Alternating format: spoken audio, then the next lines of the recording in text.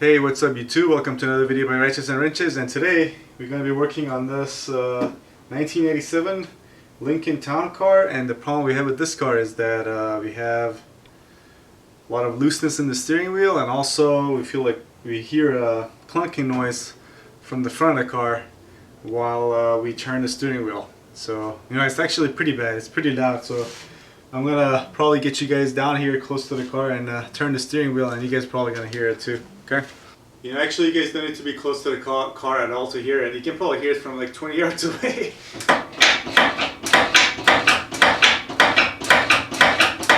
There. Okay, so in order to find our problem, what I would normally do is jack up the sides of the vehicle one at a time, and grab the tire at the 3 and 9 o'clock positions and rock it back and forth, see if I can generate the noise again. But since this car has air suspension, I tried to figure out what was making the noise just by diving underneath there. First, I really want to lift it up because you could possibly damage your air suspension if you have if you just jack it up from the side and this thing is hanging down. So yeah, what I did was just dove underneath here. I removed this splash shield, the front of it, which is held in by 4 screws, I believe, and then I took a closer look. And it really didn't take long to find our problem. And our problem is this idler arm that is, as you can see, completely worn out. The bushing on that bottom portion is completely worn out. Also on this side too. And yeah, I mean, that's really bad. It's pretty dangerous too, actually.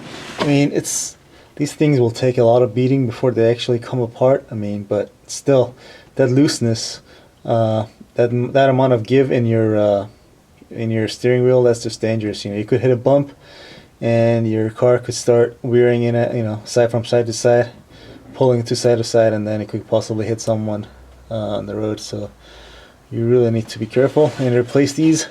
This is not held in place by a whole lot. It's basically that just one bolt over there, and there's, let's see if I can show you. Yeah, there's these 2 bolts here, these 2 nuts that are securing it to the body. So yeah, we're gonna remove those nuts and that bolt and take this part out. Okay.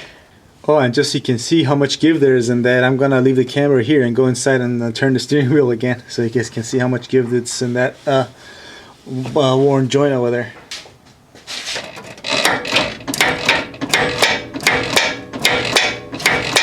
Okay, as you saw, there was actually a lot of play here, and that was what making that clunking noise. But just looking at it, it looks like there would be a lot more play there. But anyway, so in order to remove this, we're first going to have to remove this cotter pin up top here.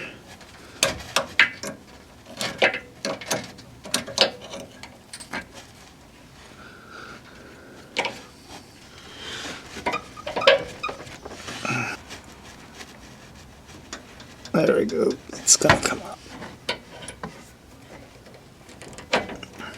There we go. Okay, next we're going to remove this nut, which is going to require a 22mm socket. Some PB blaster might be a good idea, but this,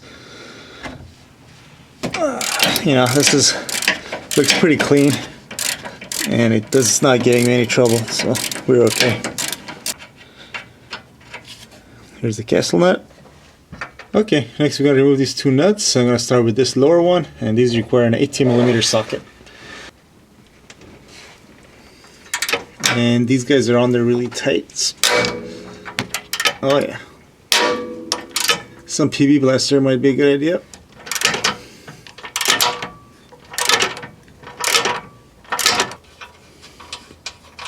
There we go. Here's this nut.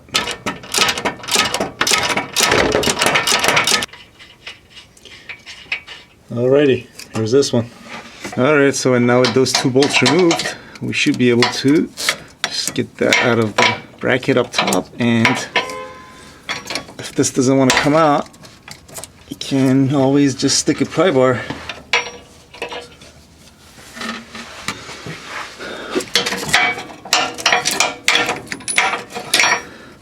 There's a washer on top, so don't lose that one. There we go. Okay, and here's a look at our old part. As you can see, this bushing is completely gone. It's way too much looseness. And again, this is not going to come apart, but this is just going to make driving, your steering so loose that it's going to make driving really dangerous, and it should be addressed. This bushing on this side is pretty much gone too. It's really worn. And here's our new used part that we're going to replace this with. I'm doing this for someone, and they decided to go with a junkyard part. You know, this car is not worth that much, so they really couldn't make sense of spending a bunch of money on a used one of these, on a new one of these. So they decided to go with this. But this is in pretty good shape, at least on this side. This bushing is also worn on here, and they'll probably have to replace this sometime down the line. But anyway, this is the important part, and on this one it's in good shape. So yeah, I'm just gonna go ahead and throw this back on the car and send it on its way. Okay, but before we can put our new idler arm on, we need to remove this piece. This is part of the idler arm bushing. This is a metal part that is inside the rubber part. Now this was on here pretty tight, and what I did to remove this, to loosen this and remove it, is sprayed it with some PB blaster. Then I got my my locking pliers on here, got it really tight, and then started twisting it until I could free it up. And then now you can take this out. You can also wedge something in this slot here and open it up, but when I first started, this was on the other side and I couldn't really get to it with the car on the ground and all. But yeah, just take this off, then clean up all this corrosion stuff, clean up all this stuff, and then we're gonna throw our new idler arm on here. Okay, probably not a bad idea to get some you know, if it's really corroded on yours, to get some sanding paper and sand all the corrosion down. But this is not too bad, so we should be okay.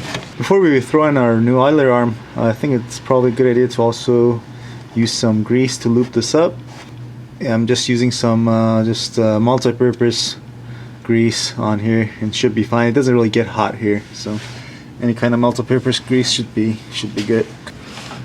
Okay, next we just throw in our new idler arm, which should slide in without a problem. Okay, with this side on, we're just going to put in our castle nut to keep it in place while we adjust and put on the other side. Okay.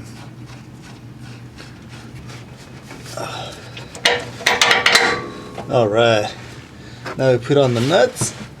Okay, and if you get any of those bolts that I thought they were part of the body, but they're actually bolts that go through the frame here. And if you push any of them out, you can just use the extension on the outside of the frame with a 15mm socket to push them back in. We're actually going to have to hold this in place while we put on our nuts on that side, okay?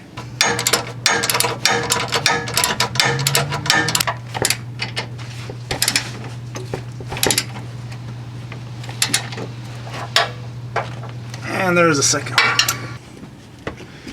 Okay, here's something I almost forgot, this washer. So yeah, take off that castle nut and put this washer on. Next we're gonna tighten down this castle nut and put our cotter pin on, and that should be it. Yeah, I don't know the torque spec for this, but this is not gonna require an extreme amount of torque, I'm sure. Okay, and you can use a new cotter pin, but if your old one is in pretty good shape, you can always just use that one too. It's not a big deal, as long as it's in good shape, that is. Okay, now I'm just going to go and sit inside the car and move the steering back and forth. And as you remember, we had a lot of movement here and there, so I'm just going to show you how it compares now.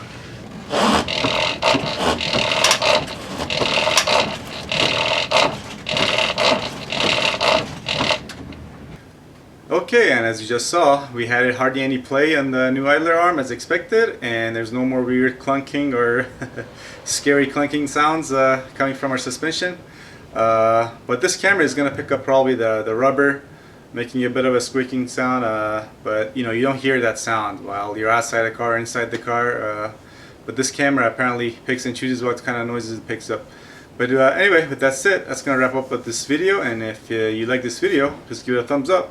And if you have any comment suggestions, please leave them below, and I'll see you next time. Thanks for watching.